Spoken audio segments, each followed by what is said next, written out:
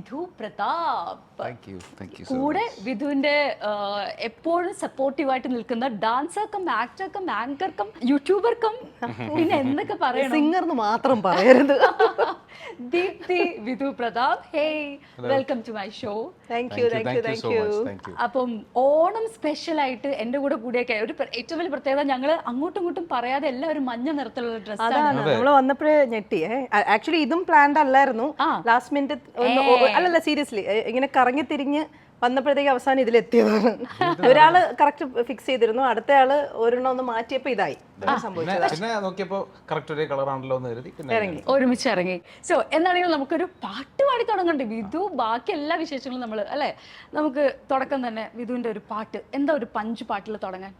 വാളെടുത്താൽ അങ്കക്കലി, വേലെടുത്താൽ ചിങ്കപ്പുലി, കാൽപ്പണത്തിന് കാവലല്ലോ ജോലി.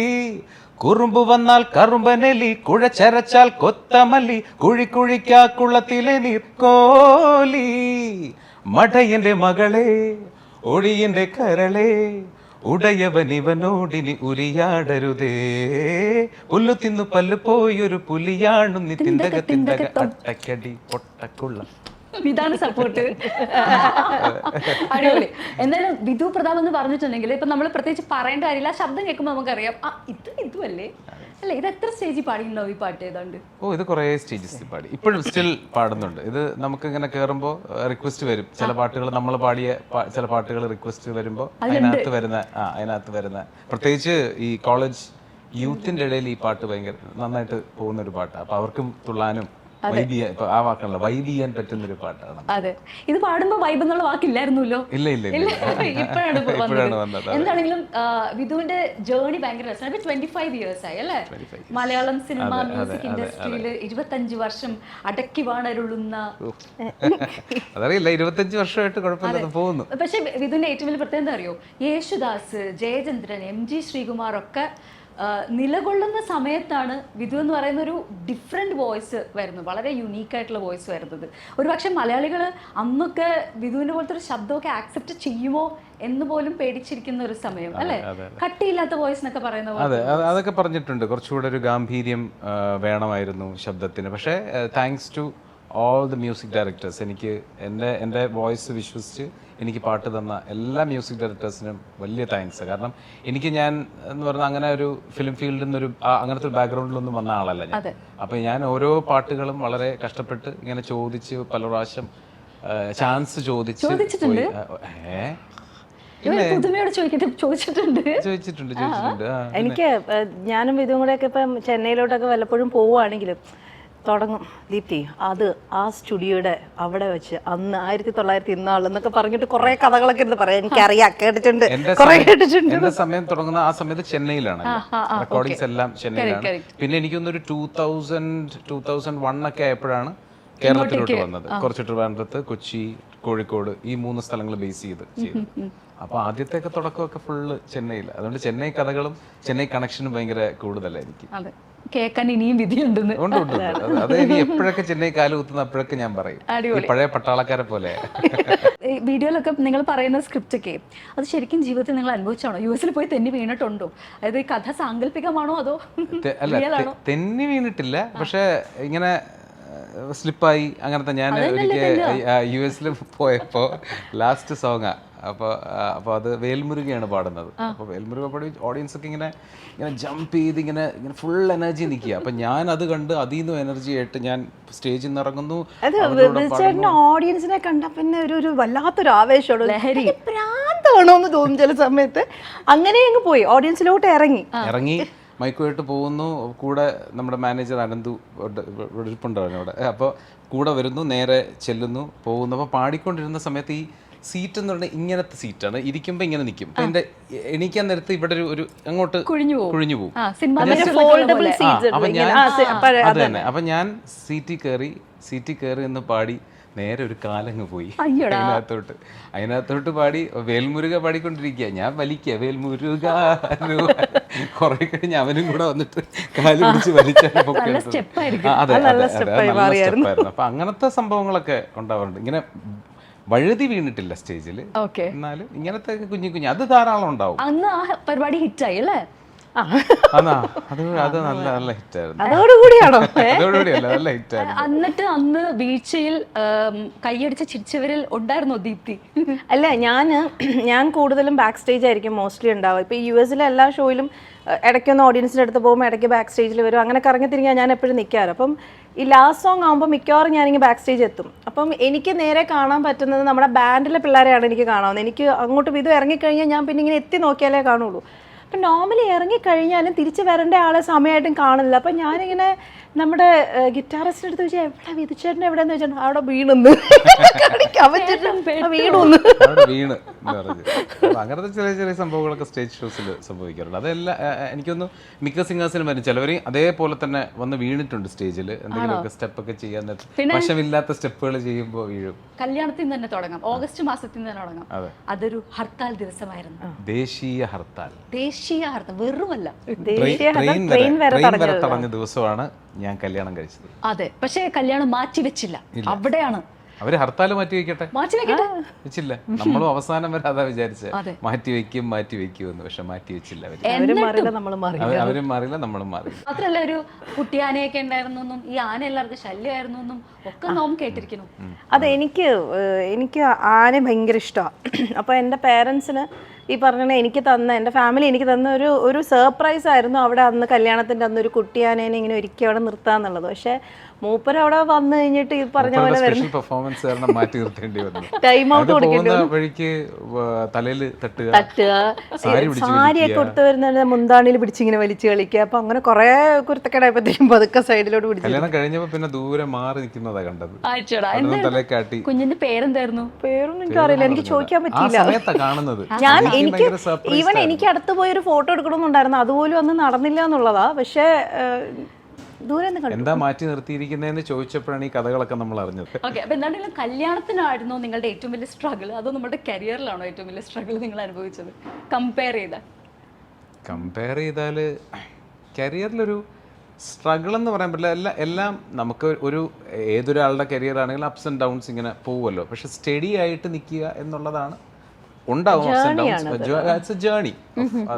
അതങ്ങനെ നമ്മൾ കണ്ടിട്ടുള്ളൂ. പിന്നെ മാക്സിമം ഈ പറഞ്ഞ പോലെ നമുക്ക് രണ്ടുപേരും ആർട്ട് എന്ന് പറയുന്നത് ഭയങ്കര പാഷനറ്റ് ആണ് രണ്ടുപേർക്കും. അതിപ്പോൾ എനിത്തിങ്, അത് പാട്ടാവട്ടെ, ഡാൻസ് ആവട്ടെ, ആക്ടിങ് ആവട്ടെ, സ്ക്രിപ്റ്റിംഗ് ആവട്ടെ. ഇപ്പോൾ ദീപ്തി എഡിറ്റും ചെയ്യും. അപ്പോൾ അങ്ങനെയൊക്കെ വരാൻ നേരത്ത് നമ്മുടെ രണ്ടുപേരുടെയും ഉള്ളിൽ ചോരയിലുണ്ട്. അതിനോടാണ് നമുക്ക് കൂടുതൽ പാഷൻ. അപ്പോൾ അതുകൊണ്ട് അത് എന്തെങ്കിലുമൊക്കെ ചെയ്ത് നമ്മളിങ്ങനെ മുമ്പോട്ട് പോവും. അതിന് ഒരു നല്ലൊരു റിസൾട്ടും കൂടെ കിട്ടുമ്പോൾ വി ആർ വെരി ഹാപ്പി. ഓണക്കാലത്തിലേക്ക് വരാം. ഓണക്കാലത്ത് എന്താണ് സ്വഭാവം? നിങ്ങളുടെ ഒരു ഓണം സെലിബ്രേഷൻ? ഞാൻ രണ്ടും ആസ്വദിച്ചിട്ടുണ്ട്. അതായത് എൻ്റെ ഫാദറിന്റെ സ്ഥലം തൃശ്ശൂർ പക്ക ഒരു ഗ്രാമത്തിലാണ്. അപ്പോൾ ആ സമയത്ത് ഞാൻ അബുദാബിയിലായിരുന്നു ഫാദർ. അപ്പോൾ ആ സമയത്ത് വെക്കേഷന് വരുമ്പോൾ നമ്മൾ ഈ ഓണം സെലിബ്രേറ്റ് ചെയ്യുന്നത് തൃശ്ശൂർ തറവാട്ടിലാണ്. ആ സമയത്ത് പറഞ്ഞാൽ വലിയ തറവാട്. എങ്ങനെയൊക്കെ വന്നാൽ ഒരു 15-20 ആൾക്കാരുണ്ട് ആ വീട്ടിൽ. അപ്പോൾ ഭയങ്കര രസമാണ്. പൂക്കളം ഇടുന്നു, ഒരുമിച്ച് കുളത്തിൽ കുളിക്കാൻ പോകുന്നു, പിന്നെ ഊഞ്ഞാല്, സദ്യ, അങ്ങനെ എല്ലാം അതും ആസ്വദിച്ചിട്ടുണ്ട്. അതേപോലെ തന്നെ ഇപ്പുറത്ത് ഞാൻ പഠിച്ചു വളർന്ന ട്രിവാൻഡ്രത്താണ്. അപ്പോൾ അവിടുത്തെ സിറ്റി ഓണവും ആഘോഷിക്കാറുണ്ട്. അബുദാബിയിൽ ആഘോഷിച്ചിട്ടില്ല? ഇല്ല, അബുദാബിയിൽ ഞാൻ പഠിച്ചിട്ടില്ല. അബുദാബിയിൽ ഞാൻ എൻ്റെ സ്കൂളിംഗ് എല്ലാം ചേച്ചി കുറച്ച് നാള് വെക്കേഷൻസിനെല്ലാം പോകും. എല്ലാ വെക്കേഷൻസിനും നമ്മുടെ സമ്മർ വെക്കേഷനാണ് അങ്ങോട്ട് പോവാറ്, കൂടുതൽ അബുദാബിയിൽ പോവാറ്. വിധുവും അത് എത്ര പേർക്ക് അറിയാത്തറിയില്ല, വിധുവും ജോൾസിനെ സത്യം പറഞ്ഞാൽ കൊച്ചിലെ തൊട്ട് പരിചയമുള്ളവരാ. അവര് എപ്പോഴും ഇവർ കാണുമ്പോൾ ആന്റിയും ഒക്കെ ആയിരുന്നു. ജോൾസിനയുടെ അമ്മയും വിധുവിന്റെ അച്ഛനും ഒക്കെ സംസാരിക്കുന്ന കാര്യമാണ്. ഇവര് അബുദാബിയിൽ ഈ വെക്കേഷൻ ടൈമിൽ വിധിച്ചേട്ടൻ പോകും. അപ്പൊ ആ സമയത്ത് എന്ത് കോമ്പറ്റീഷൻ? ആ സമയത്തൊക്കെ ചെറിയ അവിടുത്തെ ഇപ്പൊ ഇന്ത്യൻ അസോസിയേഷൻ, കേരള സമാജം, ഇങ്ങനത്തെ കോമ്പറ്റീഷൻസ് വരും, മലയാളി സമാജം ഒക്കെ. അപ്പൊ അതിന് ഞാനും പാർട്ടിസിപ്പേറ്റ് ചെയ്തു. അവർ ഒരുമിച്ചൊക്കെ ജോത്സ്നയുടെ ചേച്ചിയുണ്ട് വീണയും ഞാനുമാണ്. വീണ നിന്നിട്ട് വീണ. അപ്പൊ അങ്ങനെയാണ് നമ്മളാണ് മത്സരാർത്ഥികൾ, നമ്മളാണ് കോമ്പറ്റീറ്റേഴ്സ് കൂടുതലും. അപ്പൊ ജോത്സ്ന അന്ന് ചെറുതാ, അവൾ എനിക്ക് തോന്നുന്നു സബ് ജൂനിയർ ആ ലെവലിൽ വരും. അതെ അതെ അതെ.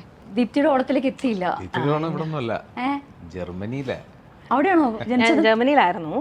അപ്പൊ കൊച്ചിയിലുള്ള ഓണം എന്ന് പറയുന്നത് എനിക്ക് തോന്നുന്നു കൂടുതലും നമ്മുടെ നാട്ടിലുള്ളവരെക്കാൾ കൂടുതൽ ഭയങ്കര പ്രിപ്പറേഷൻസ് ആണ് പ്രവാസികൾക്ക് ഓണം എന്ന് പറയുന്നത്. എനിക്ക് ഫീൽ ചെയ്തിട്ടുള്ളൊരു കാര്യമാണ്. അപ്പോൾ എൻ്റെ അമ്മയും അച്ഛനും എല്ലാവരും ഈ മലയാളി കേരള സമാജത്തിലൊക്കെ ഭയങ്കര ആക്റ്റീവ് മെമ്പേഴ്സ് ആയിരുന്നു. അപ്പോൾ ഈ പറഞ്ഞ പോലെ പക്ഷെ അത്തപ്പൂക്കളത്തിന് ഈ പറഞ്ഞ കണക്ക് നമ്മുടെ ടൈപ്പ് ഓഫ് പൂക്കളൊന്നും അല്ല അവിടെ കിട്ടുന്നത്. അപ്പം ഓണത്തിന് തിരുവാതിരകളിയൊക്കെ ഉണ്ടാവും, അമ്മയുടെ ഫ്രണ്ട്സും എല്ലാവരും കൂടെയൊക്കെ. അപ്പോൾ ആ സമയത്തെന്ന് വെച്ച് കഴിഞ്ഞാൽ നമ്മുടെ നാട്ടിലെ പൂക്കളെ തോന്നിപ്പിക്കുന്ന രീതിയിലുള്ള ആർട്ടിഫിഷ്യൽ പൂക്കൾ ഇവരുണ്ടാക്കിയിട്ട് അത് വെച്ചിട്ട് പൂക്കളൊക്കെ ഇടുമായിരുന്നു. എന്ന് വെച്ചാൽ എല്ലാ ദിവസവും എന്നല്ല, ഈ ഫംഗ്ഷന്. അപ്പൊ അതൊക്കെയാണ് എൻ്റെ ജർമ്മൻ തുമ്പ അങ്ങനത്തെ ഒരു ഇതായിരുന്നു. പിന്നെ സദ്യ, ഇതൊക്കെ അത് വേറെ തന്നെ ഒരു എക്സ്പീരിയൻസ് ആണ് കേട്ടോ. കാരണം നമ്മുടെ കറക്റ്റ് ഒത്തൻറ്റിക് ഓണം അവരെ കൊണ്ട് പറ്റുന്ന രീതിയിൽ അത് അവിടെ എത്തിക്കാൻ നോക്കും, ആ ഒരു ഫീലൊക്കെ കൊണ്ടുവരാൻ നോക്കും. ആ സമയമാകുമ്പോഴത്തേക്ക് എല്ലാവരും ഈ നമ്മുടെ കേരള സെറ്റും കൊണ്ട് അല്ലെങ്കിൽ അങ്ങനത്തെ എന്തെങ്കിലുമൊക്കെ ഡ്രസ്സുകൾ അവിടോട്ട് കൊണ്ടുവരാനും. എൻ്റെ ഒരു ടീച്ചർ ഉണ്ട്, എൻ്റെ ഒരു ടീച്ചർ ഉണ്ടായിരുന്നു. അവര് ജർമ്മൻകാരിയാ, പക്ഷെ അവർക്ക് ഇന്ത്യൻ കൾച്ചർ ഭയങ്കര ഇഷ്ടമായിട്ട് അവരെ കൊണ്ടൊക്കെ സെറ്റും കൊണ്ടൊക്കെ ഉടുപ്പിച്ച് തിരുവാതിരയൊക്കെ ചെയ്യിപ്പിച്ചിട്ടുണ്ട്. അപ്പോൾ എൻ്റെ കൊച്ചുനാളത്തെ ഓണം എന്ന് പറയുന്നത് എനിക്ക് അങ്ങനത്തെ ഓർമ്മകളാ. നാട്ടിൽ വന്നതിന് ശേഷം ഓണം പറയോ ജർമ്മൻ ഭാഷയില്? അയ്യോ, ഓണം ഇല്ല ജർമ്മനി, അതുകൊണ്ട് ഹാപ്പി ഓണം പറയുന്നില്ല. അയ്യോ, അതിപ്പോ എങ്ങനെ പറയാ, ഓണം ചേർത്ത് അത് പിന്നെ പറയാം. പിന്നെ പറയാം. പിന്നെ നാട്ടില് വന്നതിന് ശേഷം വിജയേട്ടൻ പറയുന്ന പോലെ തന്നെയാണ് അമ്മാമ്മ വീട്ടില് എൻ്റെ കസിൻസും അമ്മാമ്മയും ഊഞ്ഞാല്, അത്രയും വലിയ ഊഞ്ഞാലൊക്കെ എന്ന് വെച്ച് കഴിഞ്ഞാൽ മറ്റേ ഈ 2 മരങ്ങൾ തമ്മിൽ ജോയിൻ ചെയ്തിട്ടേ അങ്ങനത്തെ ഇതുണ്ടല്ലോ. അപ്പൊ അതൊക്കെ ഒരു വേറെ തന്നെ ഒരു ഓർമ്മയാണ്. അപ്പോഴാണ് നമ്മൾ ശരിക്കും മറ്റേ ചാണകത്തിന്റെ ഒക്കെ ഒരു ഇത് വെച്ചിട്ടല്ലേ നമ്മള് പൂക്കളം ഇടുന്നത്. അപ്പൊ അതൊക്കെ ഒരു വേറെ തന്നെ ഒരു എക്സ്പീരിയൻസ്. കൊല്ലത്ത്. വിധു ഒരു റിയാലിറ്റി ഷോയിലൂടെയാണ് സത്യം പറഞ്ഞാൽ ഈ ഒരു മ്യൂസിക് വേൾഡിലേക്ക് കടന്നു വരുന്നത്. ഇപ്പോഴാണെങ്കിൽ നമ്മളൊരു റിയാലിറ്റി ഷോയിലെ ജഡ്ജുമാണ്. കുറെ നാളുകളായിട്ട് അങ്ങനെ എന്താ പറയാ, പൂണ്ട് വിളയാടിക്കൊണ്ടിരിക്കുകയാണ് ജഡ്ജ് ആയിക്കൊണ്ട്. ഓക്കെ, അപ്പം ഈ അന്നത്തെ റിയാലിറ്റി ഷോ അല്ല മക്കളെ ഇന്നത്തെ reality show. Explain. Reality show അല്ല ആക്ച്വലി, വോയിസ് ഓഫ് കേരള അല്ലേ? അങ്ങനെ വോയിസ് ഓഫ് ദി ഇയർ എന്ന് പറഞ്ഞിട്ടൊരു ഷോ ആണത്. അതൊരു ചാനലിന്റെ ആദ്യത്തെ കോമ്പറ്റീഷൻ ആണത്. അപ്പോൾ അന്നത് ആങ്കർ ചെയ്യുന്നത് ശ്രീകുമാർ ഏട്ടനും നമ്മുടെ രാധിക ചേച്ചി, രാധിക തിലക്, അവർ രണ്ടുപേരുമാണ് ആങ്കർ ചെയ്യുന്നത്. അപ്പൊ അന്നെന്ന് പറയുന്നത് ഒരു 3 ജഡ്ജ് ഉണ്ടാവും, അല്ലെങ്കിൽ 2 ജഡ്ജ് ഉണ്ടാവും. നമ്മൾ ഒരു 4 പാർട്ടിസിപ്പൻസ് ഉണ്ടാവും. ഓരോരുത്തർ വരുന്നു, ഒരു പാട്ട് പാടുന്നു, ഒരു റൗണ്ട് തീരുന്നു, ഈ പറഞ്ഞ പോലെ തന്നെ വീണ്ടും 2ാമത്തെ റൗണ്ട് പാടുന്നു. അപ്പൊ തന്നെ മാർക്ക് ഇട്ടിട്ട് അപ്പൊ തന്നെ വിന്നറിനെ. ഓക്കെ, എനിക്ക് തോന്നുന്നു അതില് സെമി ക്ലാസിക്കൽ റൗണ്ട് ഉണ്ടാവാം, ഒരു അടിച്ചുപൊളി പാട്ട് ഉണ്ടാവാം, ഫാസ്റ്റ് നമ്പർ റൗണ്ട് ഉണ്ടായിരുന്നു, മെലഡി, അങ്ങനെ. അത് എനിക്ക് തോന്നുന്നു അതും ഏകദേശം ഒരു വർഷം നീണ്ടു നിന്ന ഒരു കോമ്പറ്റീഷൻ. കമ്പോസ് ചെയ്യാനൊരു റൗണ്ട് ഉണ്ടായിരുന്നു. അവര് ലിറിക്സ് തരും, നമ്മൾ കമ്പോസ് ചെയ്ത് പാടുക, അങ്ങനത്തെ കുറെ സംഭവങ്ങളൊക്കെ ഉണ്ടായിരുന്നു. അതില് വിൻ ചെയ്തത് ഞാനും പാർവതി ബായ് എന്ന് പറഞ്ഞ പാർവതി ചേച്ചിയാണ് അന്ന് ബെസ്റ്റ് മെയിൽ സിംഗറും ഫീമെയിൽ സിംഗറുമായിട്ട് വന്ന്. അപ്പൊ അതിനുശേഷം ഇപ്പൊ ഈ പറഞ്ഞ പോലെ അതേ ചാനലിന്റെ തന്നെ ഒരു ഷോയില് ജൂറി ആയിട്ട് പോയപ്പോ എനിക്കത് വലിയൊരു മൊമെന്റ് ആയിരുന്നു എന്നെ സംബന്ധിച്ച്. എനിക്ക് അത് എനിക്ക് എത്ര വർഷമായി, കുറെ വർഷമായില്ലേ അല്ലേ? അത്രയും വർഷം കഴിഞ്ഞ് 30 years ആയി ആക്ച്വലി, തുടങ്ങിയിട്ട് 30 yearsോളമായി. അപ്പൊ അതില് വന്ന് ജൂറി ആയിട്ട് ഇരിക്കാൻ സാധിച്ചപ്പോ ഭയങ്കര സന്തോഷമുണ്ടായിരുന്നു. അത് ഭയങ്കര ഒരു വല്ലാത്തൊരു. അന്നത്തെ ജഡ്ജസും ഇന്നത്തെ ജഡ്ജസും ഭയങ്കര വ്യത്യാസം അല്ലേ? അന്നത്തെ ജഡ്ജസ് കുറച്ചും കൂടി വളരെ സീരിയസ് ആയിട്ട് അല്ലേ, ഓരോ കുഞ്ഞിപ്പം. പക്ഷെ നിങ്ങൾ ഭയങ്കര ജോളിയാണ്. അതങ്ങനെ ആക്കണമല്ലോ, നമ്മുടെ കുട്ടികളെ നമ്മൾ ടെൻഷൻ എടുപ്പിക്കേണ്ടത് അല്ലെങ്കിൽ അതിന്റെ ആവശ്യമില്ല. അവര് ഒരു പാട്ട് പാടുന്ന ഒരു ക്രിയേറ്റീവ് ഇത് വരുന്നത് മനസ്സെപ്പോഴും നല്ല സന്തോഷമായിട്ട് കാമായിട്ടിരിക്കുമ്പോഴാണ്. അപ്പൊ അതിനുള്ളൊരു അറ്റ്മോസ്ഫിയർ ഉണ്ടാക്കി കൊടുക്കുക എന്നുള്ളതാണ് ഒരു ജൂറിയെ സംബന്ധിച്ച് വേണ്ടത്. ആൻഡ് ഇപ്പോ ഞാൻ സിത്തും ഞാനും ചേച്ചിയും കൂടെയാണ് അതിലിരിക്കുന്നത്. അപ്പൊ ചേച്ചി വരെ ഇപ്പോ ഭയങ്കര തമാശയും കാര്യങ്ങളും ഒക്കെയാണ്. അതൊക്കെ ചേച്ചിയുടെ കൂടെ ടൈം സ്പെൻഡ് ചെയ്യാൻ പറ്റും, ചേച്ചിയുടെ കൂടെ ജൂറി പാനലിൽ ഇരിക്കുക എന്ന് പറയുന്നത് എന്നെ സംബന്ധിച്ച് വലിയൊരു ബ്ലെസ്സിംഗ് ആണ്. അതുപോലെ ഒരുപാട് സംഗീത സംവിധായകരുടെ കൂടെ പാടിയിട്ടുണ്ടോ എന്ന് ചോദിച്ചാൽ പറയാൻ പറ്റില്ല. പക്ഷെ ഏറ്റവും കൂടുതൽ എനിക്ക് തോന്നുന്നു അലക്സ് പോളിന്റെ കൂടെയാണ് പാടിയിരിക്കുന്നത്. അലക്സയുടെ കൂടെ പാടിയിട്ടുണ്ട്, മോഹൻ സാറിന്റെ പാടിയിട്ടുണ്ട്, വിദ്യാസാഗർ സാറിന്റെ പാടിയിട്ടുണ്ട്, അങ്ങനെ രാജ സാറിന്റെ പാടിയിട്ടുണ്ട്. ഏറ്റവും കൂടുതൽ പാടിയത് ഈ 3 പേർക്ക് വേണ്ടിയിട്ട്, അലക്സേട്ടൻ, മോഹൻ സാർ, വിദ്യാസാഗർ. പിന്നെ നമ്മുടെ ലിസ്റ്റ് ഒക്കെ നോക്കുമ്പോഴത്തേക്ക് കീരവാണി എന്നൊക്കെ പറഞ്ഞു വരുവേ, കീരവാണി മറ്റേ DSP എന്നൊക്കെ നമ്മൾ പറഞ്ഞു കേൾക്കും. പക്ഷെ അതൊക്കെ ഡബിങ്ങാ, ഡബ്ഡ് മൂവീസ് ആയിരുന്നു. പക്ഷെ ചിലത് ഞാൻ അവിടെ പോയി പാടിയിട്ടുണ്ട്. ഡബ്ബാണെങ്കിൽ അത് ഈ മറ്റേ ഓൾ ഇന്ത്യ റിലീസ് വരുമല്ലോ. ഇപ്പൊ നാനി,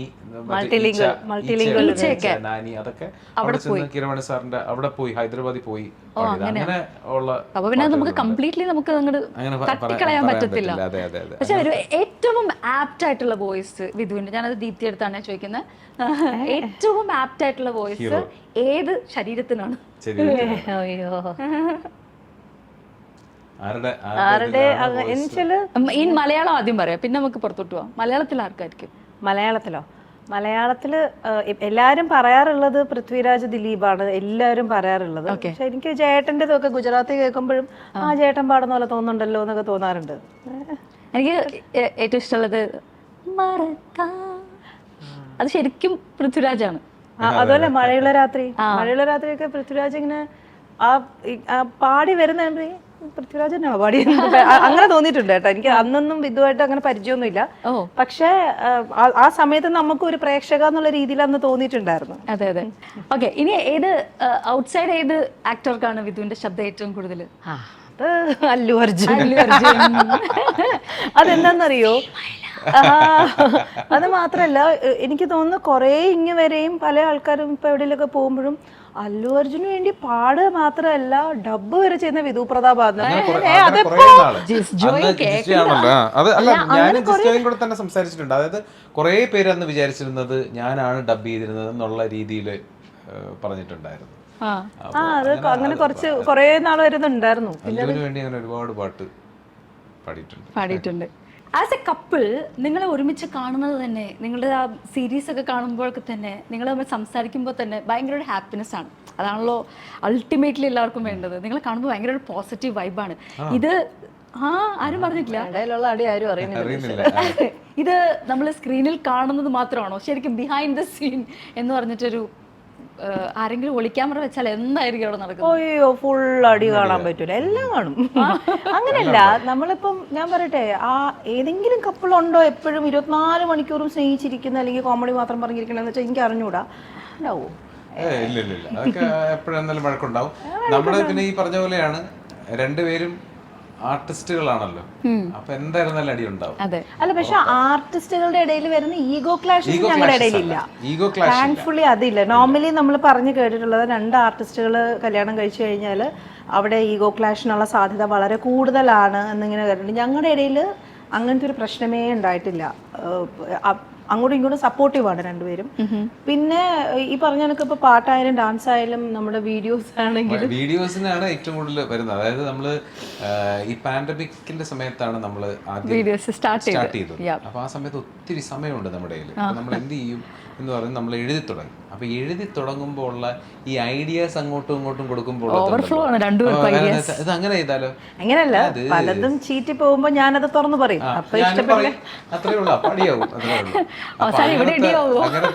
ഉള്ളൂ. ചേട്ടന് കൂടുതൽ എന്തെങ്കിലും വലിയ നമ്മളിപ്പോ പ്ലാൻ ചെയ്തോണ്ടിരിക്കുമ്പോഴേ, സ്ക്രിപ്റ്റ് ചെയ്തോണ്ടിരിക്കുമ്പോ രണ്ടുപേരും കൂടെ ഡിസ്കസ് ചെയ്യുമല്ലോ. അപ്പൊ ഡിസ്കസ് ചെയ്യുന്ന സമയത്ത് ചേട്ടൻ എന്തെങ്കിലും ഒരു കാര്യം അവിടെ വരുമ്പോ ഞാൻ ഇങ്ങനെ പറയാം, ഞാൻ അത് കൊള്ളത്തില്ല, അതെന്താ കൊള്ളാത്തെ, ഇത് പറഞ്ഞ അടിയാണ്. ഞാൻ ചോദിച്ചേട്ടാ ബോറാണ്, അത് വേണ്ട, ശരിയാവത്തില്ല, അത് വർക്കാവില്ല.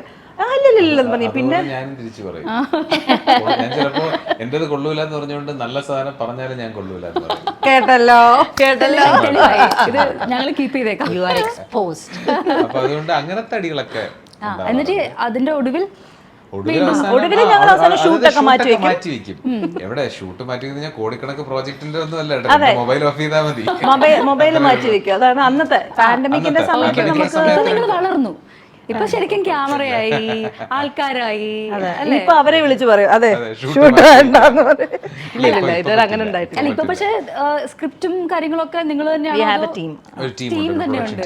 വാവ്, എന്താ അല്ലേ വിധു. അല്ലെങ്കിൽ തന്നെ നേരത്തെ സീരിയലൊക്കെ അഭിനയിച്ചിട്ടില്ലേ, ശ്രീകുമാരൻ തമ്പി സാറിന്റെ സീരിയലില്? എന്താ പാട്ടുകളുടെ പാട്ട് അതിലൊക്കെ അഭിനയിച്ച ആ സമയത്തൊക്കെ താങ്കൾക്കും ഈ അഭിനയം പണ്ടേ ഒരു ഹരമായിരുന്നുവല്ലോ. ഞാൻ മോണോ ആക്ട് നാടകമൊക്കെ സ്കൂളിൽ കോളേജിലൊക്കെ പഠിക്കുമ്പോൾ ചെയ്തിട്ടുണ്ട്. അപ്പൊ എനിക്ക് ഇഷ്ടമാണ് ആക്ടിങ്, താല്പര്യം. പുതിയ പുതിയ റോളുകളൊക്കെ നാടകത്തിലൊക്കെ ആണെങ്കിലും അതൊക്കെ താല്പര്യമുണ്ട്. പക്ഷെ സീരിയലിന്റെ വളരെ അൺഎക്സ്പെക്ടഡ്. അന്നൊന്നും അത്രയും ഞാൻ അങ്ങനെ ആക്ടിങ് അങ്ങനെ ഇതാക്കിയിട്ടില്ല.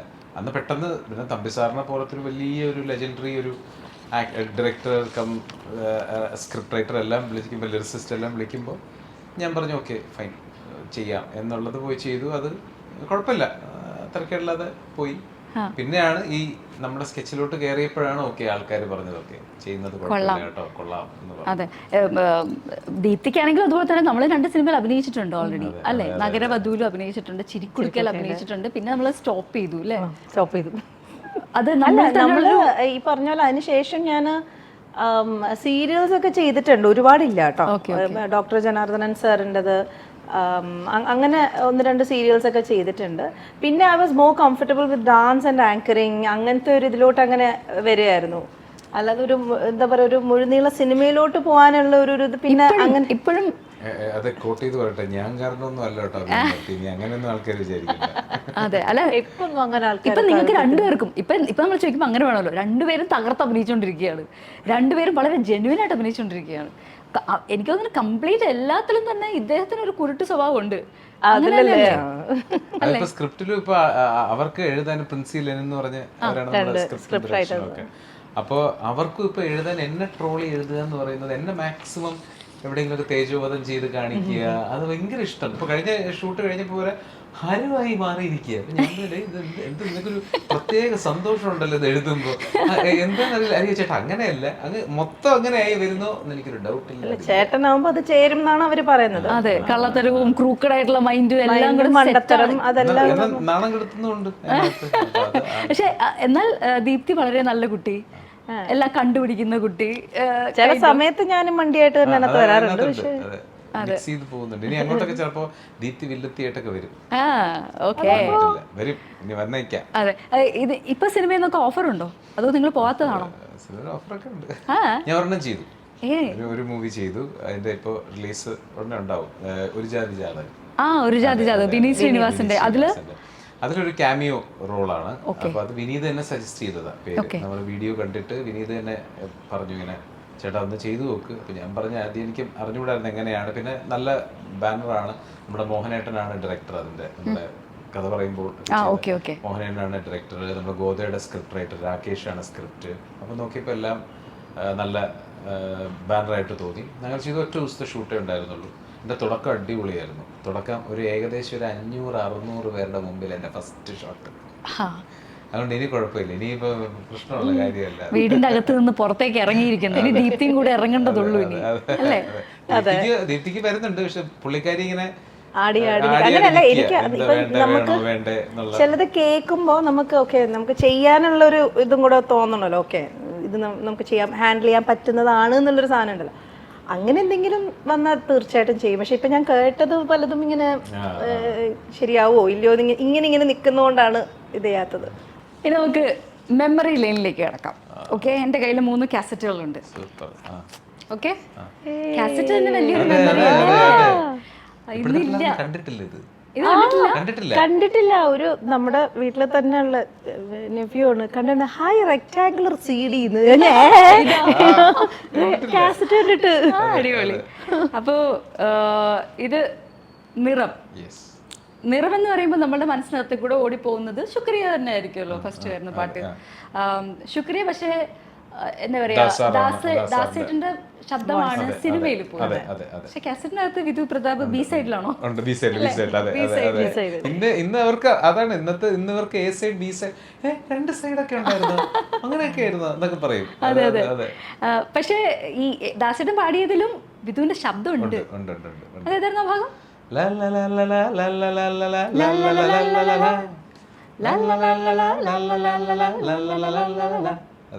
അത് സിനിമയിലേക്ക് വരാതിരുന്നപ്പോ ഒരു വിഷമം തോന്നിയോ? വിഷമം തീർച്ചയായിട്ടും എല്ലാവർക്കും തോന്നുന്ന പോലെ. പിന്നെ എൻ്റെ തുടക്കകാലം എനിക്ക് അത് ഞാൻ വിദ്യാസാഗർ എന്ന് പറഞ്ഞ മ്യൂസിക് ഡയറക്ടറിൻ്റെ ഒരു മനസ്സിനെ ഞാൻ നന്ദിയോടെ സ്മരിക്കുന്നത്. കാരണം അത് ബി സൈഡിൽ ഇടാൻ കാണിച്ചു എന്നുള്ളതാണ്. അത് അദ്ദേഹത്തിന് ഇതെല്ലാം ഇങ്ങനെ നടന്ന സംഭവമാണ്. പെട്ടെന്ന് വിളിക്കുന്നു, എന്നെ കോറസ് പാടിപ്പിക്കുന്നു, കോറസ് പാടുമ്പോൾ ശബ്ദം ഇഷ്ടപ്പെടുന്നു, നേരെ നടുക്ക് പിടിച്ചിരുത്തുന്നു. അത് കഴിഞ്ഞിട്ട് അത് വേറെ പാട്ടാണ്, മിന്നിത്തെന്നും നക്ഷത്രങ്ങൾ. അതിനകത്ത് അത് പാടുമ്പോൾ അതിലൊരു കോറസ് പോർഷൻ ഉണ്ട്, അത് പാടിക്കൊണ്ടിരുന്നപ്പോൾ അതെ അത് പാടിക്കൊണ്ടിരുന്നപ്പോൾ അദ്ദേഹത്തിന് ഇഷ്ടപ്പെട്ടു, അതെന്നെ കൊണ്ട് പാടിപ്പിച്ചു. അത് കഴിഞ്ഞിട്ട് ഉടൻ തന്നെ വിളിച്ച് എനിക്ക് ആ മിന്നിത്തെന്നും നക്ഷത്രങ്ങളുടെ ട്രാക്ക് തരുന്നു. അത് പാടാമോ എന്ന് ചോദിക്കുന്നു എൻ്റെ അടുത്ത്. അത് ഞാൻ പാടുന്നു. അത് കഴിഞ്ഞ ഉടനെ ഇറങ്ങിയ ഉടനെ എൻ്റെ മുമ്പിൽ വെച്ച് തന്നെ കമൽ സാറിൻ്റെ അടുത്ത് ചോദിക്കുക, ഇങ്ങനെ ചാക്കോച്ചനല്ലേ, അപ്പോൾ പുതിയ വോയിസ് ട്രൈ ചെയ്തോട്ടെ എന്ന് പറഞ്ഞ്. അപ്പോൾ എനിക്ക് ശുക്രിയ തരുന്നു. അപ്പോൾ അന്ന് ഇങ്ങനെ കിട്ടി, പാടി എന്നുള്ളതാണ്. പിന്നെ ഈ പറഞ്ഞ പോലെ മറ്റ് കാരണങ്ങളാൽ അത് ദാസാറിൻ്റെ വോയിസ് ആയി. അന്ന് മാർക്കറ്റ് വാല്യൂ അതൊക്കെ നോക്കണമല്ലോ. പുതിയൊരു വോയിസ് പാടുന്നത് പോലെ അല്ല ദാസാർ ഒരു പാട്ട് പാടുമ്പോൾ അത് മാർക്കറ്റ് വാല്യൂ സംഭവങ്ങളൊക്കെ വെച്ച് നോക്കി. പക്ഷെ അപ്പോഴും ബി സൈഡിൽ അദ്ദേഹം അത് ഇടാൻ കാണിച്ച ഒരു മനസ്സ്, അതുകൊണ്ടാണ് അന്ന് ശരിക്കും പറഞ്ഞാൽ ആ പേര് ആൾക്കാർ, ഇത് സൂപ്പർ ഡൂപ്പർ ഹിറ്റായ സിനിമയാണ്. അന്ന് കാസറ്റ്സും എനിക്ക് തോന്നുന്നു ഒത്തിരി ചിലവായ കാസറ്റാണ്. അന്ന് വിദ്യാസാഗർ സാറിൻ്റെ ഒരു പാട്ട് ഇറങ്ങാൻ ഇങ്ങനെ കാത്തിരിക്കും ആൾക്കാർ, ചൂടപ്പം പോലെ പോകുന്നത്, ഹോട്ട് സെല്ലിങ് ഇതാണ്. അപ്പം അന്നാണ് പേര് വരുന്നത്. ഓക്കെ, അതാണ് നിറം. ദേവദാസി ഫസ്റ്റ് അതേതായിരുന്നു പാട്ട്? പൊൻവസന്തമാഗമം എൻ കിനാവിൻ വല്ലിയിൽ പൊൻപരാഗ സംഗമം എൻ ഹൃദന്തവാടിയിൽ. അതാണ് പാട്ട്. അതെ, ഇതാണ് നമ്മുടെ ആദ്യത്തെ സിനിമ പാട്ട്. പക്ഷെ സിനിമ ഇറങ്ങിയത് ശുക്രിയയാണ്. പക്ഷെ ഇതായിരുന്നു നമ്മളുടെ ഇത് എങ്ങനെയായിരുന്നു നമ്മളുടെ എക്സ്പീരിയൻസ്? ഇത് നേരത്തെ നമ്മൾ പറഞ്ഞതുപോലെ തന്നെ വോയിസ് ഓഫ് ദി ഇയറിൽ പാടിയിരുന്നത് കൂടുതലും ഞാൻ സെമി ഫൈനൽസിലെ ക്വാർട്ടറിലൊക്കെ പാടിയിരുന്നത് സിന്ദൂരരേഖ സിനിമയിലെ പാട്ടുകൾ. അല്ലെങ്കിൽ ശരത്തേട്ടൻ്റെ പാട്ടുകൾ ഭയങ്കര ഇഷ്ടം ഉള്ള സമയം. ഇപ്പോഴും അത് തന്നെ രേഖയിൽ അത് ഞാൻ പാടിയത് നാദം അതായിരുന്നു ഫൈനലിൽ പാടിയത്. പിന്നെ അതിനു മുമ്പ് പ്രണതോസ്മി പാടി. അപ്പോൾ അങ്ങനെ കുറേ പാട്ടുകൾ, കാളിന്തിയിൽ എന്ന് പറഞ്ഞാൽ ഒരുപാട് നല്ല പാട്ടുകളുള്ള സിനിമയാണല്ലോ. അങ്ങനെ ശരത്തേട്ടനെ കാണണം എന്നുള്ള വലിയ ആഗ്രഹമാണ്. അപ്പോൾ ചെന്നൈയിൽ പോകുമ്പോൾ നമ്മുടെ ഒരു ഫാമിലി ഫ്രണ്ടുണ്ട്, രാധേൻ്റെയും ഗോപേട്ടനും. അപ്പോൾ അവർക്ക് പരിചയമുണ്ട്, രാധേൻ്റെക്ക് പരിചയമുള്ളവരെ. അങ്ങനെ എന്നെ കൊണ്ടുപോകുന്നു. ശരത്തേൻ്റെ ഒരു കമ്പോസിങ് നടക്കുന്ന സമയമാണ്. അന്ന് നാദം എന്നെ കൊണ്ട് പാടിപ്പിച്ചതിന് ശേഷം പറഞ്ഞു, ഒരു സിനിമ വരുന്നുണ്ട്, ഞാൻ നോക്കട്ടെ, അത് ഈ പറഞ്ഞ പുതിയ നായകനാണ്, എന്തെങ്കിലും ഉണ്ടെങ്കിൽ ഞാൻ വിളിക്കാമെന്ന് പറഞ്ഞു. അങ്ങനെയാണ് പോയി പേസ് ഇഫക്ട്സ് എന്ന് പറഞ്ഞിട്ടൊരു സ്റ്റുഡിയോയിൽ വെച്ചിട്ടാണ് അന്ന് ആദ്യം നടക്കുന്നത്. ഇന്നലെ കഴിഞ്ഞ പോലെ ഓർക്കുന്നു. മീശമാധവൻ ഒരു ടേണിംഗ് പോയിന്റ് ആയ മൂവിയാണത്. അത് നേരത്തെ നമ്മൾ പറഞ്ഞ പോലെ തന്നെ സിനിമയും പാട്ടുകളും എല്ലാം ഇപ്പോഴും ആൾക്കാർ ഇപ്പോൾ എൻ്റെ എല്ലാം അല്ലേ, കരിമിഴിക്കുരുവിയെ എല്ലാം നമ്മൾ പെണ്ണേ ഒരു കല്യാണം വന്നു കഴിയുമ്പോൾ ആ പാട്ടും ചിങ്ങമാസം അങ്ങനെ എല്ലാം ഹിറ്റായ ഒരു ആൽബമാണത്. അപ്പോൾ അത് ഇതിട്ട് ഇപ്പം നമ്മുടെ കേരളത്തിൽ ഇറങ്ങിയ ഈ പതിപ്പില് സുജാതയും പ്രതാപുമാണ് കരിമിഴി ഗുരുവെ പാടിക്കുന്നത്. പക്ഷെ എനിക്ക് തോന്നുന്നു ഗൾഫ് നാടുകളിലേക്കൊക്കെ പോയതിൽ അവർ തെറ്റിദ്ധരിച്ചിട്ടാവണം വിധു പ്രതാപ് എന്നുള്ളതാണ് അവരുടെ ഒരു ധാരണ. എന്റെ ധാരണ ഞാൻ പറഞ്ഞില്ല, എന്റെ ഫസ്റ്റ് ധാരണ അതായിരുന്നു. വിധു അതുകൊണ്ടാണ് തോന്നുന്നു പുള്ളി പേര് മാറ്റിയത്. ദേവാനന്ദനാക്കി ഞാൻ പറഞ്ഞു ദേവേട്ടൻ്റെ അടുത്ത്, ദേവേട്ടൻ ഞാൻ പേര് മാറ്റുമ്പോൾ ദിലീപ് കുമാർ എന്നാക്കാൻ പോകും. അതെ, പിടിച്ച ബോളിവുഡിലേക്ക്. ഇളയരാജയുടെ കൂടെ നമ്മൾ ആദ്യം പാടിയത് സൊല്ല മറന്നക്കലയാണ്. രാജാ സാർ എങ്ങനെയായിരുന്നു? ഈ ഇടയ്ക്ക് കൂടെ രാജാ സാറിന്റെ കൂടെ പാടിയ ഒരു പുള്ളിക്കാരി എൻ്റെ അടുത്ത് പറഞ്ഞത് കരഞ്ഞു പോകും ചിലപ്പോ പാട്ട് പാടാൻ ചെല്ലുമ്പോൾ. അങ്ങനെ കരഞ്ഞു? അവർ ഭയങ്കര സ്ട്രിക്റ്റ്, അങ്ങനെ സീനിയർ എൻ്റെ ആൾക്കാരല്ലേ. അപ്പൊ അതായത് ഇഷ്ടപ്പെട്ടില്ലെങ്കിൽ അപ്പ ചീത്തയെ കൃത്യമായിട്ട് നല്ല എ ക്ലാസ് ചീത്തയേക്കാം, അങ്ങനെ വരാൻ നേരത്തെ. അപ്പൊ നമുക്ക് പോകുമ്പോൾ അതും ഇതേപോലെ തന്നെ ഒരു പാട്ട്, വിനു ചക്രവർത്തി എന്ന് പറഞ്ഞിട്ട് ആക്ടറുണ്ട് നമ്മുടെ, ഞാൻ പറഞ്ഞുതരാം. അതായത് അദ്ദേഹം ഒരുപാട് തമിഴ് സിനിമകളിലൊക്കെ വില്ലനായിട്ട് ചെയ്തിട്ടുള്ളതാണ്. നമ്മുടെ പവിഴത്തിന്റെ അച്ഛൻ മേലെ പറമ്പിൽ. അതെ, അപ്പോൾ അദ്ദേഹത്തിന് പരിചയം ഉള്ള ഒരാൾ നമുക്ക് പരിചയം ഉണ്ടായിരുന്നു, ഒരു മോഹനേട്ടൻ. അങ്ങനെയാണ് അദ്ദേഹം വഴി രാജാ സാറിനെ പോയി കണ്ട് രാജാ സാറിൻ്റെ മുമ്പിൽ ഒരു ലളിതഗാനം എനിക്ക് ഫസ്റ്റ് കിട്ടിയ ഒരു ലളിതഗാനം പാടിക്കഴിഞ്ഞ് മൂന്നാമത്തെ ദിവസമായപ്പോൾ രാജാ സാറിനെ വിളിച്ചിട്ട് അങ്ങനെയാണ് ആദ്യം സൊല്ല മറന്ന കഥയിൽ പാടുന്നത്. ഓക്കെ, അടുത്ത ഞാനിനി പറയാൻ പോകുന്ന വാക്കുകൾ എന്തിനെ പറ്റിയാണെന്ന് കണ്ടുപിടിക്കാം. പരീക്ഷാ ചൂടിന്റെ തിരക്കിനിടയിലാണ് വിധു ആ വിവരം അറിഞ്ഞത്. മാർച്ച് 15 തുടങ്ങുന്ന സർവകലാശാല പരീക്ഷയ്ക്ക് തയ്യാറെടുക്കുമ്പോഴാണ് ടെലിഫോണിലൂടെ ആ വാർത്ത തേടിയെത്തുന്നത്. State award. ആ വർഷം ശരിക്കും പറഞ്ഞിട്ടുണ്ടെങ്കിൽ രണ്ടുപേർക്കും, ഫീമെയിൽ സിംഗറും മെയിൽ സിംഗറും വിദ്യാർത്ഥികളായിരുന്നു. ആശാജി മേനൻ, വിധു പ്രതാപ്. അപ്പൊ എനിക്ക് ഇപ്പോഴും ഓർമ്മയുണ്ട്, അച്ഛനൊരു ചാനലിൽ ചെന്നിരിക്കുക, എന്തോ അതിന്റെ പേയ്മെന്റ് എന്തോ വാങ്ങിക്കാൻ വേണ്ടി അച്ഛൻ പോരുന്ന സമയത്ത് സ്ക്രോൾ ചെയ്ത്, ഇപ്പൊ സംസ്ഥാന അവാർഡുകൾ പ്രഖ്യാപിച്ചു എന്ന് പറഞ്ഞാൽ അച്ഛനിങ്ങനെ അതിന്റെ റിസപ്ഷനിൽ ഇരിക്കാൻ നേരത്ത് സ്ക്രോൾ ചെയ്തപ്പോൾ മികച്ച ഗായകൻ വിധു പ്രതാപ് എന്ന് തോന്നുന്നു. അപ്പൊ അച്ഛൻ ഇങ്ങനെ ഒരു നിമിഷം എക്സൈറ്റ്മെന്റ് ഒന്നും കാണിച്ചില്ല. അച്ഛൻ പറയാണ്, നീ എന്റെ മനസ്സിലുള്ളത് ഞാൻ അവിടെ എന്റെ തോന്നലാണോ? മിണ്ടിയില്ല. പിന്നെയും സ്ക്രോൾ ചെയ്ത് വരാൻ വേണ്ടി ഇത് വന്നപ്പോഴാണ് അച്ഛൻ അവിടെ പോയി ചോദിച്ചത്, ഇങ്ങനെ ഇത് കറക്റ്റ് തന്നെയാണ് ന്യൂസ്. അപ്പൊ അത് തന്നെയാണ്. അപ്പൊ മോനാണെന്ന് പറയുമ്പോൾ മനസ്സിലായിട്ട് അച്ഛനാണ് വിളിച്ച് പറയുന്നത് വീട്ടിലോട്ട്. ഇല്ല, അച്ഛൻ വിളിച്ചു പറഞ്ഞു. പിന്നെ അപ്പോഴേക്കും അതായത് അപ്പൊ ആദ്യത്തെ സ്ക്രോളിൽ തന്നെ അച്ഛൻ കാണാൻ പറ്റും. അങ്ങനെയാണ്. അന്ന് ഞാൻ എക്സാമിന്റെ പിന്നെ കോളേജിലെ താരമാകുന്നു. പരീക്ഷയ്ക്ക് ജയിച്ചുവോ? ആ പരീക്ഷയ്ക്ക് ജയിച്ചോന്ന് അറിഞ്ഞൂടാ. അവാർഡ് കിട്ടിയതോളം ഞാൻ പരീക്ഷയ്ക്ക് തോറ്റു. എന്നിട്ട് എനിക്ക് അവാർഡ് കിട്ടിയപ്പോ ന്യൂസ് പേപ്പറിലൊക്കെ വരുമല്ലോ. അപ്പൊ സ്കൂളിലെത്തിയപ്പോഴാണ് എൻ്റെ ഒരു ഫ്രണ്ട് അഭിലാഷ്, അളിയ നീ ഇത്ര നല്ല ഗായകനാണെന്ന് ഞാൻ അറിഞ്ഞിരുന്നില്ല, ഇവിടെയൊക്കെ പാടാറുണ്ടെന്നുള്ളത് എനിക്ക് അറിയാറുള്ളൂ എന്ന് പറഞ്ഞ് എനിക്ക് ഓർമ്മ. പക്ഷെ ആ സിനിമ റിലീസായില്ല. സിനിമ റിലീസായി. അന്ന് ആ വർഷം 9 അവാർഡ് ഉണ്ടായിരുന്നു. 9 അവാർഡ്സ്. പുതിയ best director, new director, debut ഡയറക്ടറിനുള്ളത് എന്റേത്, അങ്ങനെ കുറെ മാധവൻ സാറിന് കിട്ടി. ബെസ്റ്റ് ഇതായിട്ടുള്ളത് അങ്ങനെ ഒത്തിരി 9 അവാർഡ്സ് ഉണ്ടായിരുന്നു ആ സമയത്ത്. അതുപോലെ വിധുവിനെ പറ്റി കേട്ടിട്ടുള്ളത്, വിധു യൂത്ത് ഫെസ്റ്റിവൽസിലൊക്കെ വലിയ താരമായിരുന്നു. വിധുവും രണ്ടുപേരും താരങ്ങളായിരുന്നു. പക്ഷെ നിങ്ങൾ യൂത്ത് ഫെസ്റ്റിവൽ സമയത്ത് അങ്ങനെ കണ്ടുമുട്ടിയിട്ടില്ല എന്ന് തോന്നുന്നു അല്ലേ? ഇല്ല, വിധുവിൻ്റെത് വേറെ തന്നെ ബാച്ചായിരുന്നു. ഓക്കെ, 4 വയസ്സ് വ്യത്യാസം. അല്ല, പക്ഷെ എന്നാലും നമുക്ക് യൂത്ത് ഫെസ്റ്റിവൽ എന്ന് പറയുമ്പോഴത്തേക്ക് ഈ 3 വർഷമാണല്ലോ, 8, 9, 10 ആണ് ഈ വലിയ വ്യത്യാസമാണ് യൂത്ത് ഫെസ്റ്റിവലിനെ സംബന്ധിച്ചിടത്തോളം. അതെ അതെ.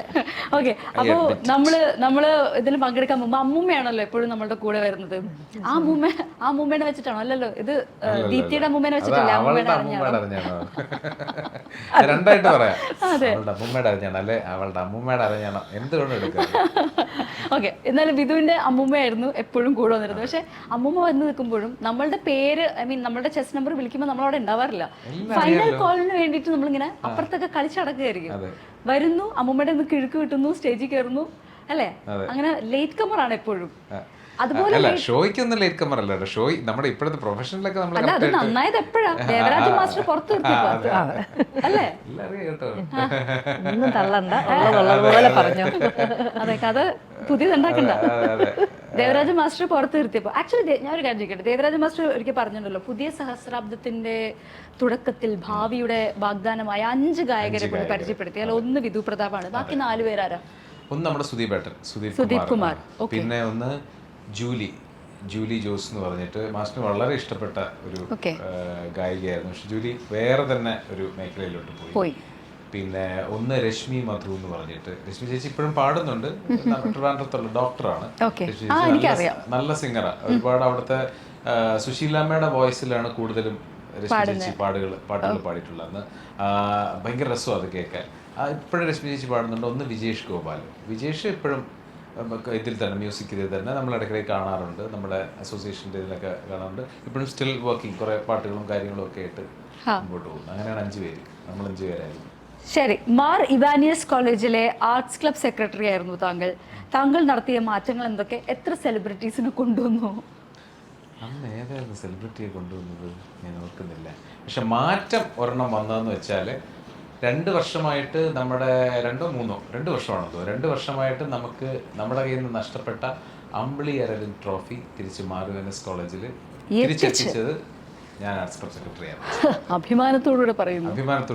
2 വർഷം നമുക്ക് സ്ഥിരമായിട്ട് കോൺസിക്യൂട്ടീവായിട്ട് നമുക്ക് നമ്മുടെ കോളേജിന്, അന്ന് നമ്മുടെ കോളേജും ഓൾ സയൻസ് കോളേജും വിമൻസ് കോളേജ്, അങ്ങനെ 2-3 കോളേജുണ്ട്, നെക്ക് ടു നെക്ക് ഫൈറ്റ്. എന്നിട്ട് ലാസ്റ്റ് ഇവരുടെ ഒരു ഗ്രൂപ്പ് ഡാൻസ് ആണ് അവസാനത്തെ മത്സരം. അതായത് അതിൽ ആർക്ക് ഫസ്റ്റ് കിട്ടുന്നോ അവർ കപ്പ് കൊണ്ടുപോകും. അങ്ങനത്തെ അവസരം, ഫോട്ടോ ഫിനിഷ് എന്നൊക്കെ പറയുന്നത്, അങ്ങനത്തെ രീതിയിലായിരുന്നു. അങ്ങനെയാണ് ആ സമയത്ത് നമുക്ക് തിരിച്ച് ഗ്രൂപ്പ് ഡാൻസിന്റെ റിസൾട്ട് വരുന്നു. First prize Mar Ivanios college എന്ന് പറയുന്നു. പിന്നെ അങ്ങോട്ടൊരു ആഘോഷമായിരുന്നില്ലേ. 2 വർഷം കഴിഞ്ഞിട്ട് കിട്ടുന്ന സാധനമാണ്. അതൊരു വലിയൊരു നേട്ടമാണ്. അന്ന് പാനലിരുന്ന എല്ലാവർക്കും അതുണ്ട്. പക്ഷെ എങ്കിലും ആർട്സ് ക്ലബ് സെക്രട്ടറി ആയിട്ട് ഞാനിരുന്ന വർഷം തിരിച്ചു കൊണ്ടുവരാൻ പറ്റി എന്നുള്ളൊരു സന്തോഷം ഉണ്ട്. നമുക്കിനി ഓണം നമുക്ക് അവസാനിപ്പിക്കാൻ ഓണത്തള്ളു കഴിയാലോ? ചേട്ടനായിരിക്കും. നീ മോശമൊന്നും അല്ല. രണ്ടുപേരും റെഡിയാണോ അതോ ഒരാളാണോ റെഡി? ആരാണ് റെഡി? ഓക്കെ, അപ്പൊ ഒരു സത്യവും ഒരു തള്ളും, അങ്ങനത്തെ 2 സെറ്റാണ് നമുക്ക് വേണ്ടത്. ഓക്കെ, ഇതൊക്കെ ദീപ്തിക്ക് അറിയോ എന്തോ, ദീപ്തിക്ക് അറിയില്ലാത്തതായിരിക്കുമല്ലോ അല്ലേ? എൻ്റെ അടുത്ത് ഡിസ്കസ് ചെയ്തിട്ടില്ല. ഇല്ല. Very good. ഇതെന്താ വിഷയം പറഞ്ഞിട്ട് അത് തള്ളാണോ സത്യമാണോ എന്ന് ഞാൻ പറയണോ? സത്യം. അതിൽ ഏതാണ് തള്ള് ഏതാണ് സത്യം എന്നുള്ളത് പറയണം. ഓ അങ്ങനെയാണോ? ഓക്കെ. ഓണത്തള്ളാണ്. സ്റ്റാർട്ട് ചെയ്യാം. എല്ലാം തള്ളായിട്ട് തോന്നുന്നു ഇപ്പൊ. ഒന്ന് ഞാൻ മാത്സ് പരീക്ഷയ്ക്ക് എപ്പോഴും തോറ്റുകൊണ്ടിരുന്നൊരു വിദ്യാർത്ഥിയാണ്. ഞാൻ കയ്യിൽ എണ്ണാവുന്ന കുറച്ച് അവസരങ്ങളിൽ മാത്രമേ ഞാൻ ജയിച്ചിട്ടുള്ളൂ മാത്സ് പരീക്ഷയ്ക്ക്. അങ്ങനെ ഇരിക്കെ ഒരു എക്സാമിന് എനിക്ക് മാർക്ക് വരുന്നു, എനിക്ക് ഫുൾ മാർക്കാണ്. അപ്പോൾ ഫുൾ മാർക്ക് വരുന്നു. അപ്പോൾ അമ്മയ്ക്ക് ശരിക്കും വിശ്വാസമായില്ല. കേൾക്കതാ പേപ്പർ സംഭവങ്ങളൊന്നും ഇല്ല. പക്ഷെ അവിടെ നിന്ന് അറിഞ്ഞു വിധുവിന് ഫുൾ മാർക്കാണെന്ന് അറിഞ്ഞു. അമ്മ വിശ്വസിക്കുന്ന അമ്മ എന്നിട്ട് എൻ്റെ ഫ്രണ്ടിൻ്റെ വീട്ടിലൊക്കെ വിളിച്ച് ചോദിച്ചു, അവന് സത്യമാണോ, അവന് ഫുൾ മാർക്ക് കിട്ടിയോ എന്നുള്ളത് ചോദിച്ചതിന് ശേഷമാണ് അമ്മയ്ക്ക് വിശ്വാസമായത്. അപ്പോൾ അതുവരെ തോറ്റുകൊണ്ടിരുന്ന ഒരാൾക്ക് കിട്ടുമെന്ന് പറഞ്ഞപ്പോൾ അമ്മയ്ക്ക് ഒട്ടും വിശ്വസിക്കാൻ പറ്റാത്തൊരു കാര്യമായി പോയി. അങ്ങനെയാണ് അത് സംഭവിച്ചത്. ഓക്കെ. അതൊന്ന് പിന്നെ വേറൊരു ഇൻസിഡന്റ് എന്ന് പറയുന്നത്, എൻ്റെ ഇതിൽ എനിക്കൊരു ഒരു ഹിഡൻ ടാലന്റ് ഉണ്ടെന്നുള്ള ഒരു കാര്യം ഞാൻ കണ്ടുപിടിച്ച ഒരു സംഭവം. അതായത് അതെന്താ അങ്ങനെ? അതാണ് ഞാൻ പറയാം. അതായത് ഞാൻ പാട്ടുകളിൽ മാത്രം കോൺസെൻട്രേറ്റ് ചെയ്തുകൊണ്ടിരുന്നതാണ്. ഞാൻ സ്പോർട്സിലേക്ക് വെറുതെ അവിടെ പോയിക്കൊണ്ടിരുന്ന സമയത്ത് പെട്ടെന്ന് എനിക്ക് കയ്യിൽ കിട്ടിയ ഒരു സാധനം, ടേബിൾ ടെന്നീസിൻ്റെ ബാറ്റ് എടുത്തിട്ട് ഞാൻ ആ സമയത്ത് കളിച്ചു കഴിഞ്ഞപ്പോൾ ഈ പറഞ്ഞ പോലെ എന്തോ ഇല്ലാത്തൊരു വഴക്കം എനിക്ക് അത് ഉണ്ടായി. അപ്പോൾ എന്നിട്ട് എൻ്റെ അടുത്ത് എൻ്റെ ഫ്രണ്ട്സ് ചോദിക്കും, ഇത് കളിച്ചിട്ടുണ്ടോ? അപ്പോൾ ഞാൻ പണ്ട് അബുദാബിയിലൊക്കെ പഠിച്ചിരുന്ന ആ സമയത്ത് അവിടെ വലിയ ടേബിളിൽ ഞാനും ചേച്ചിയും കൂടെ കളിക്കും, അവിടെ വാങ്ങിച്ച് വെച്ചിട്ടുണ്ട്. ആ ഒരു എക്സ്പീരിയൻസ് മാത്രമേ ഉള്ളൂ എന്ന് പറഞ്ഞിട്ട് അങ്ങനെ എൻ്റെ കളി കണ്ടിട്ട് എന്നെ ടീമിലേക്കല്ല, പക്ഷേ എങ്കിലും അതിൻ്റെ ഒരു ഫസ്റ്റ് റൗണ്ടിലേക്ക് എടുത്തിട്ടുണ്ട് എന്നെ. ഓക്കെ. ദീപ്തി, രണ്ടും കേട്ടിട്ട് ഇതില് ആദ്യത്തെ കഥ പറഞ്ഞില്ലേ, അതിന്റെ ഒരു പകുതി എന്തായാലും സത്യമാ, തോക്കുമായിരുന്നു പറഞ്ഞത്. പക്ഷെ ഇതിനകത്ത് ഒരെണ്ണം സത്യമോ ഒരെണ്ണം കള്ളോന്നല്ലേ പറയുന്നത്? അത് രണ്ട് കഥകളിലാണോ അതോ രണ്ടും ഒരുമിച്ചാണോ പറഞ്ഞിരിക്കുന്നത്? ഇല്ല, രണ്ട് കഥകളിൽ. ഇതിൽ ഒരെണ്ണം സത്യമോ ഒരെണ്ണം കള്ളമോ. രണ്ട് കഥകളിൽ ഒരെണ്ണം സത്യമാണ്. ഈ രണ്ടാമത്തെ കഥ ഞാൻ കേട്ടിട്ടേ ഇല്ല. ഈ ടേബിൾ ടെന്നീസിന്റെ കഥ ഞാൻ കേട്ടിട്ടേ ഇല്ല. അതുകൊണ്ട് അത് തള്ളാവാനാണ് സാധ്യത. മറ്റതിനകത്ത് പകുതി സത്യം തോന്നുന്നു. എപ്പോഴെങ്കിലും ഫുള്ള് വാങ്ങിച്ചിട്ടുണ്ടോ മാത്തിന്?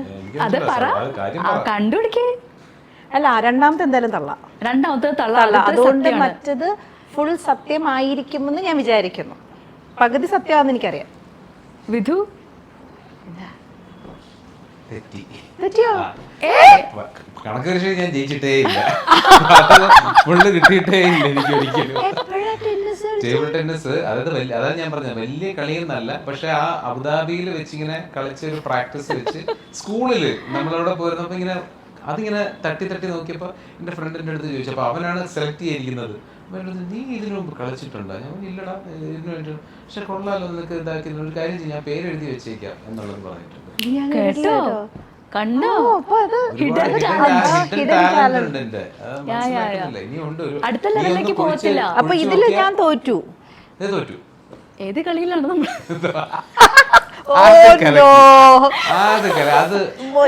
റേഡിയോ പോലെ ഒന്ന് മുഖത്തിട്ടൊരു പ്രഹരം പോലെ. ഇനിയുണ്ടോ കഥ? ഇനിയൊരു സെറ്റും കൂടെ കൂടെ പറയാം. അത് പക്ഷെ എക്കോന്നറിയില്ല, പറഞ്ഞു നോക്കാം.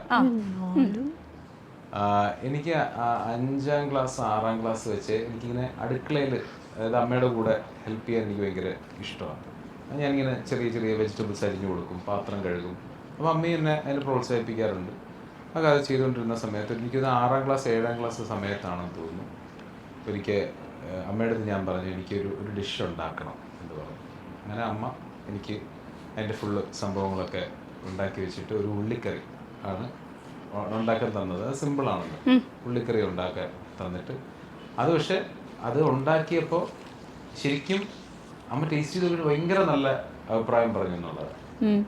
അത് 7ാം ക്ലാസ്സിലാണ്. പക്ഷെ അത് ആ സമയത്ത് അടുക്കളയിൽ ചെയ്ത്, അപ്പോൾ ഞാൻ പറഞ്ഞു എനിക്ക് ഫുൾ എനിക്ക് ചെയ്യണം എന്ന് പറഞ്ഞിട്ട് അമ്മ എഴുതി. അമ്മയുടെ ഒരു സൂപ്പർ. പക്ഷെ അമ്മ ഇടയ്ക്കിടയ്ക്ക് ഇങ്ങനെ വന്ന് നോക്കും എന്തെങ്കിലുമൊക്കെ ചീത്താക്കുന്നുണ്ടോ എന്നുള്ളത് നോക്കിയിട്ട് ജസ്റ്റ് പറഞ്ഞിട്ട് പോയി. പക്ഷെ ആ ഡിഷ് വിജയിച്ചു, അമ്മയ്ക്ക് വലിയ ഇഷ്ടപ്പെട്ടു. അതാണ് ഒന്ന്. രണ്ടാമത്തെന്ന് പറഞ്ഞാൽ വീട്ടിൽ ക്രിക്കറ്റ് കളിച്ച് ഒരുപാട് ജനലുകൾ പൊട്ടിച്ചിട്ടുണ്ട്. കുഞ്ഞമ്മമാരുടെയും വലിയമ്മമാരുടെയും ഒക്കെ വീട്ടിൽ പൊട്ടിച്ചിട്ട് തല വരെ വീടിങ്ങനെ എന്നൊക്കെ പറഞ്ഞ് പോയിട്ടുണ്ട്. അതായത് ടെന്നീസ് ബോളാണ്, അങ്ങനെ വേറെ ഇതൊന്നുമല്ല. അങ്ങനെ ഒരിക്കൽ ഇതേപോലെ തന്നെ വലിയൊരു ഇത് സംഭവിച്ചെന്ന് പറഞ്ഞാൽ അടിച്ചിങ്ങനെ മുകളിലോട്ട് പോയി കഴിഞ്ഞ് ഇപ്പോൾ എൻ്റെ മാമൻ്റെ വീട്ടിൽ ഇങ്ങനത്തെ ഇതാണ്, ഗ്ലാസ് ആണ് വെച്ചിരിക്കുന്നത്. അപ്പൊ അതിലൊരെണ്ണത്തിൽ ബാത്റൂമിലല്ല, ഇങ്ങനെ വീടിന്റെ തന്നെ ഫ്രണ്ടില് എലിവേഷൻ ചെയ്തിരിക്കുന്ന ഇങ്ങനെ ഡിസൈൻ പോലെ ഇങ്ങനെ വെച്ചിരിക്കുക. അപ്പൊ ഇങ്ങനെ ബോൾ ഇങ്ങനെ കറക്റ്റ് തട്ടിയിട്ട് ഈ ഗ്ലാസും ബോളും കൂടെ ഒരുമിച്ച് വീഴുക. ഇതിൽ ഏത് പിടിക്കണമെന്ന് പറഞ്ഞാൽ ബോള് വിട്ട് കഴിഞ്ഞാൽ നമ്മുടെ ടീം തോക്കും, പക്ഷെ ഗ്ലാസ് വിട്ട് കഴിഞ്ഞാൽ മാമ നമ്മളെ കൊല്ലും. ഏതെങ്കിലും ഒന്ന് പിടിച്ചല്ലേ പറ്റുള്ളൂ. അങ്ങനെ ഒരെണ്ണം പിടിച്ചു കഴിഞ്ഞിട്ട് പക്ഷെ അത് കൈ ഇങ്ങനെ ഒന്ന് കീറി മുറിഞ്ഞു പോയി ആ സമയത്ത്. അത് ഒരു നടന്ന സംഭവം. നടന്ന സംഭവമാണെന്ന്. അപ്പൊ അത് ശരിക്കും നടന്ന സംഭവമാണ്. ഏതാണ് തള്ള്? ഒന്നും ഉണ്ടാക്കിയിട്ടുള്ളതായിട്ടൊന്നും അമ്മ പറഞ്ഞിട്ടില്ല. വീട്ടിൽ എന്തെങ്കിലും ഉണ്ടാക്കാറുണ്ടോ? വീട്ടില് ഇല്ല, അങ്ങനെ ചായ ഉണ്ടാക്കും, വഴക്കുണ്ടാക്കും, ചായ ഉണ്ടാക്കും, അതൊക്കെ തന്നെ ഉള്ളൂ. അപ്പൊ ഏതാ ഉള്ളിക്കറി ഉണ്ടാക്കി? നീ പറഞ്ഞോ. എനിക്ക് എന്റെ ഇത് രണ്ട് സംഭവിച്ചത് എന്റെ ജീവിതത്തില്. രണ്ട് സംഭവിച്ചതാ, പക്ഷെ ഒന്നും തള്ളാന്ന്. പക്ഷെ ഒരെണ്ണം തള്ള. അതായത് ഉള്ളിക്കറി ഉണ്ടാക്കി എന്നാണ് ഒരെണ്ണം പറയുന്നത്, 7ാം ക്ലാസ്സിൽ പഠിക്കുമ്പോ. മറ്റേത് കളിയാണ് ഇത്. കൃത്യമായിട്ട് എന്റെ ജീവിതത്തിൽ നടന്ന രണ്ട് സംഭവമാണ് ഞാൻ പറഞ്ഞത്. അല്ല, വിധിച്ചേട്ടന് കിച്ചണിൽ ഹെൽപ്പ് ചെയ്യാനൊക്കെ ഉള്ള ഒരു ഭയങ്കര ഇഷ്ടമാണ് കേട്ടോ. ചെയ്യാറുണ്ടോ ഇല്ലയോ എന്നുള്ളത് രണ്ടാമത്തെ കാര്യമാണ്, പക്ഷെ ഇഷ്ടമാണ്. അപ്പൊ ഇതും അഗൈൻ ഫസ്റ്റ് ഹാഫ് ഞാൻ കേട്ടിട്ടുള്ള കാര്യങ്ങളാണ്. സെക്കൻഡ് ഹാഫ് ഉണ്ടാക്കിയ കറി അത് തള്ളാണോ? അന്ന് കറി ഉണ്ടാക്കിയത് തള്ളായിരിക്കും. ഓ, കറി ഉണ്ടാക്കിയത് തള്ളു. മറ്റേതിൽ പറ്റിപ്പോയ അമളി നമുക്ക് മാറ്റണം. ഓക്കെ, അപ്പൊ അതാണ് തെറ്റ്. കയ്യിൽ വീണപ്പം എന്ന് ചിലപ്പോ അതായിരിക്കും ശരിക്കുള്ള. അത് ശരിക്കുള്ളതായിരിക്കും. ഓക്കെ, അത് റിയൽ. മറ്റേത് തള്ള്. അടുക്കളയിൽ കയറി ഉള്ളിക്കറി ഉണ്ടാക്കിയത് തള്ള് ആണോ? ആയിരിക്കും. ഇനി ചോദിക്കണ്ടാണ്, അത് തള്ളാണ്. ഉള്ളിക്കറി ഉണ്ടാക്കിയിട്ടില്ല. മാനിപ്പുലേറ്റ് ചെയ്ത് നോക്കുമ്പോ അതല്ല, ഇതാണ്. നെക്സ്റ്റ് ടൈം മുതൽ ഇനി നമുക്ക് മറ്റേ പ്രിൻസിനെ ലെനിനെ ഒന്നും വിളിക്കണ്ട. Complete story. അതാ ഞാൻ അമ്മ അങ്ങനെ നിന്നാ മതി, അരിഞ്ഞോ പാത്രമോ കഴിക്കോ, ഇങ്ങോട്ട് വരണ്ട. മറ്റേത് സംഭവിച്ചതാ. അടിപൊളി. ഓക്കെ, അപ്പൊ നമ്മൾ ഏതാണ്ട് തള്ളോടുകൂടി ഇത് അവസാനിച്ചിരിക്കുകയാണ്. പക്ഷെ നേരത്തെ പറഞ്ഞ ഹിഡൻ ടാലന്റ് ഹിഡൻ അല്ല, താങ്കൾ മിമിക്രി ഒക്കെ കാണിക്കുമല്ലോ അല്ലേ? കൂടെയുള്ള നമ്മളുടെ കുറച്ച് ഫ്രണ്ട്സ് ഉണ്ടല്ലോ, സിത്താര, റിമി, ടോമി, ജോത്സ്ന, ഇവര് മൂന്നുപേരെ അനുകരിക്കാൻ പറഞ്ഞാൽ താങ്കൾക്ക് പറ്റുമോ ഇല്ലയോ? എന്തെങ്കിലും അനുകരണം അതെനിക്ക് വശമുള്ള കാര്യമല്ല. ഓക്കെ, ഇപ്പൊ നിങ്ങളിപ്പോ ഈസി ആയിട്ട് സിമ്പിൾ ആയിട്ട് ഏതെങ്കിലും ഒരു ആക്ടറിന്റെ ഇത് ചോദിച്ചാൽ പോലും അത് നിങ്ങൾക്ക് വേണമെങ്കിൽ ഒരു ക്വസ്റ്റ്യൻ ആക്കാം, ഇത് ഏത് നടന്റെ ശബ്ദമായിരുന്നു ഇത് ചെയ്തത്, അങ്ങനെ വേണമെങ്കിൽ ആക്കാം. കാരണം ഒട്ടും മനസ്സിലാവാത്ത രീതിയിലായി. അതും യൂത്ത് ഫെസ്റ്റിവലിൽ പങ്കെടുത്തിട്ടുണ്ടോ? ഇല്ലില്ല, അന്നൊക്കെ ഞാൻ മറ്റേ കിളിയൊക്കെ, ആ കിളി അന്നത്തോടുകൂടി ചത്തു, പിന്നെ മുമ്പോട്ട് പോയിട്ടില്ല. കിളി പിന്നെന്തൊക്കെയായിരുന്നു? ഇല്ല, ട്രെയിനൊന്നും ചെയ്യിപ്പിച്ചിട്ടേ ഇല്ല. എന്റെ ട്രെയിനൊക്കെ വളരെ മറ്റേ കൽക്കരിയിൽ ഓടുന്ന ഇതായിരുന്നു. പിന്നെ ഒരു മകുടിയൊക്കെ അതൊക്കെ. സമ്മാനം കിട്ടിയിട്ടുണ്ടോ? ഇതൊക്കെ സ്കൂളിന് ഇതാക്കാൻ വേണ്ടിയിട്ട്. 3rd കിട്ടിയാലും നമുക്ക് ഹാപ്പിയാ, 2 പോയിന്റ് കിട്ടുമല്ലോ, അത്രേ ഉള്ളൂ. അതൊക്കെ അതിന് വേണ്ടിയിട്ട് ചെയ്യുന്ന പരിപാടികൾ. ഓക്കെ.